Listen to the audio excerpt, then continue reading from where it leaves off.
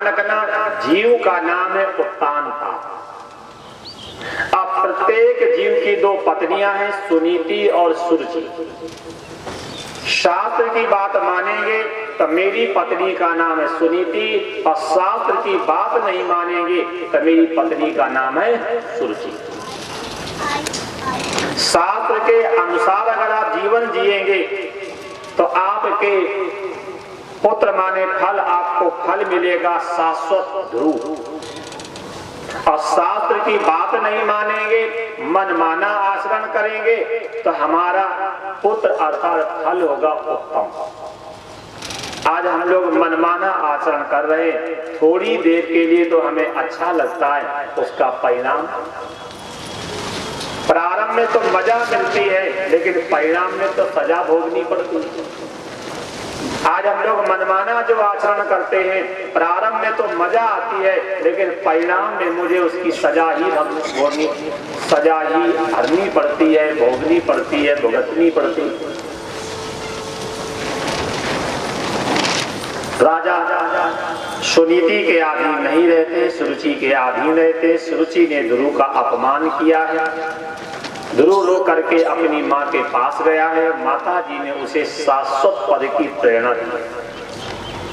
ध्रुव ने 5 साल की अवस्था में उपासना की है। 6 महीने तक उपासना कर करके ईश्वर को पा करके, जो पिता गोदी देने को तैयार नहीं है, और जब ध्रुव ने ईश्वर को पाया है तो वही पिता सिंहासन देने को तैयार है। ये कथा से हम लोगों को शिक्षा लेनी चाहिए। अगर हम ईश्वर के भले हो जाएं तो समाज के भले अपने आप हो जाएंगे। और हम लोगों में क्या कमी आ गई है, हम लोग समाज के भले होना चाहते हैं, और समाज के भले तो भगवान राम नहीं हुए, समाज के भले तो भगवान शंकर नहीं हुए, समाज के भले तो भगवान कृष्ण नहीं हुए, समाज के भले तो अग्नि परीक्षा देने के बाद मेरी मां सीता भी नहीं हो पाई, जिसने लंका में अग्नि परीक्षा दी हो और फिर भी वो समाज की भली नहीं हो पाई। इसलिए हम लोगों को कभी भी समाज की परवाह नहीं करनी चाहिए, हमें शास्त्र और ईश्वर की परवाह करनी चाहिए। शास्त्र जो कह रहे हैं हम अपना जीवन वैसा जिएंगे, ईश्वर जिससे हम पे प्रसन्न हो हम आचरण वो करेंगे। ये ध्यान रखना, पूजा करने से, पाठ करने से, जाप करने से, दान देने से, तीर्थ जाने से, स्नान करने से ईश्वर प्रसन्न नहीं होता है। अगर इन कर्मों में निष्कामता होगी तो अंतःकरण शुद्ध होगा। और अगर ईश्वर को प्रसन्न करना चाहते हो तो ईश्वर को प्रसन्न करने की पूजा पद्धति शास्त्र में क्या दी है? झूठ मत बोलो, छल मत करो, कपट मत करो, धोखा मत दो, किसी की माँ बेटी मत तको। जो व्यवहार अपने प्रति अच्छा न लगे वो व्यवहार दूसरों के प्रति न करो, ईश्वर आपसे प्रसन्न हो जाएगा। अगर ईश्वर को प्रसन्न करना चाहते हो तो शास्त्र में ईश्वर को प्रसन्न करने की पूजा पद्धति यही दी है। झूठ मत बोलो, छल मत करो, कपट मत करो, धोखा मत दो, किसी की माँ बेटी मत तको। जो व्यवहार अपने प्रति अच्छा न लगे वो व्यवहार दूसरों के प्रति मत करो, ईश्वर आप पे प्रसन्न हो जाएगा। आज यही नहीं हो रहा है। खूब झूठ बोलते हैं, खूब छल करते हैं, खूब कपट करते हैं, खूब धोखा देते हैं, खूब घर में लड़ते हैं, और मंदिर में जब जाएंगे तो पूरा माथा भी रंग लेंगे, लाल पीले कपड़े भी पहन लेंगे, 10-12 माला भी पहन लेंगे कि हम जैसा तो कोई धार्मिक है ही नहीं। शास्त्र हमारे चिल्ला चिल्ला करके कह रहे हैं ईश्वर भेद से नहीं मिलता है, ईश्वर की प्राप्ति भाव से होती है। ईश्वर की प्राप्ति चित्र से नहीं होती है, ईश्वर की प्राप्ति होती चरित्र से। चित्र वाले तो बाबा बहुत मिलते हैं, चित्र वाले तो भगत बहुत मिलते हैं, लेकिन चरित्र वाले। तो ये कथा से हमें प्रेरणा लेनी चाहिए कि सुनीति माने शास्त्र के अनुसार मुझे जीवन जीना है, और जब शास्त्र के अनुसार जब हम जीवन जिएंगे तो ध्रुव जैसा हमें शाश्वत पुत्र शाश्वत फल की प्राप्ति होगा। इसके बाद भागवत में कथा आती है कि ध्रुव ने 36,000 वर्षों तक राज्य किया है। यहाँ तो नेताजी 5 साल इतना राज्य करते द्वारा नंबर नहीं आता है। कारण उस जमाने के जो राजा होते थे प्रजा को पुत्र के समान मानते थे, और इस जमाने के जो राजा हैं वो चुनाव के समय तो कहेंगे माई बाप, और जहां जीत गए फिर वो 5 साल दिखते नहीं, कौन से होटल में सो रहे। 36,000 वर्षों तक राज्य किया।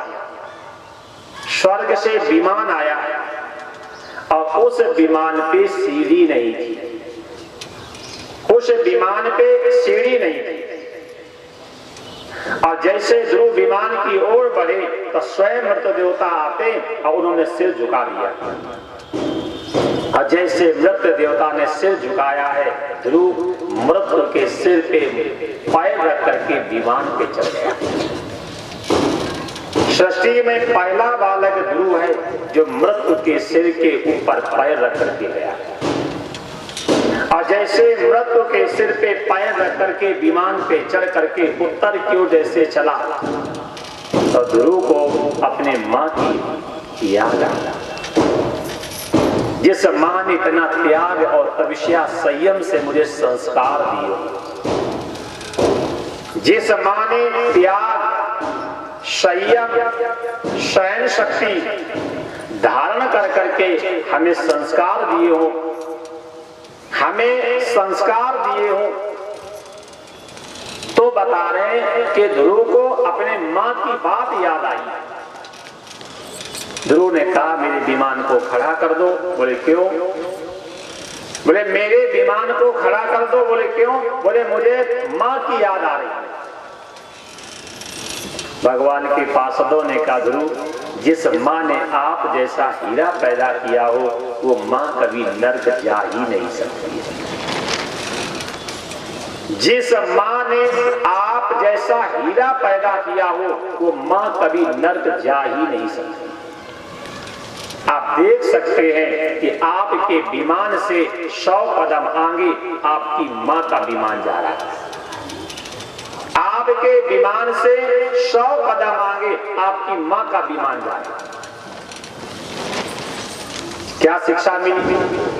अगर हम बच्चों को संस्कार देंगे तो बच्चों से पहले माता पिता को दिव्य गति मिलेगी।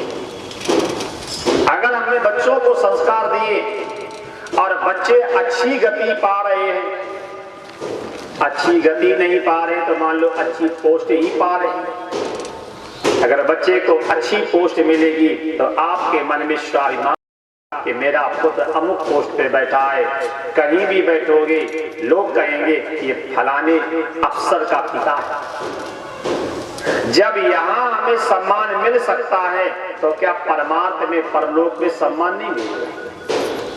इसीलिए कहा गया है कि बच्चों के लिए कार मत खरीदना, संस्कार खरीदना। आज मेरे माता पिता बच्चों के लिए कार तो खरीदने को तैयार हैं लेकिन संस्कार देने को तैयार नहीं। कार देने को तैयार हैं, कोठी बनाने को तैयार हैं, बैंक भरने को तैयार हैं, लेकिन जिससे तुम्हारे पुत्र का नाम होगा वो संस्कार देने को तैयार है। हमारे महात्मा लोग कहते हैं संतान को इतना लायक बनाना जो आपसे कभी नालायक न कहे। संतान को इतना लायक बनाना जो आपसे कभी नालायक न कहे। और आज हम लोग सब कुछ संतान के लिए कर रहे हैं लेकिन जो सबसे जरूरी है वो संस्कार नहीं दे पा रहे। पुत्र सुपुत्र तो कादन संचय और पुत्र कुपुत्र तो कादन संचय। आज ध्रुव ने जब कहा मुझे माँ की याद आ रही, भगवान के पार्षदों ने कहा ध्रुव, जिस माँ ने आप जैसा हीरा पैदा किया हो वो माँ कभी नर्क जा ही नहीं सकती। ध्रुव ने अपनी माँ को देखा है, ध्रुव ने जाकर के माँ को प्रणाम किया है। इसके बाद ध्रुव ने उत्तर दिशा में ध्रुव तारा के रूप में एक स्थान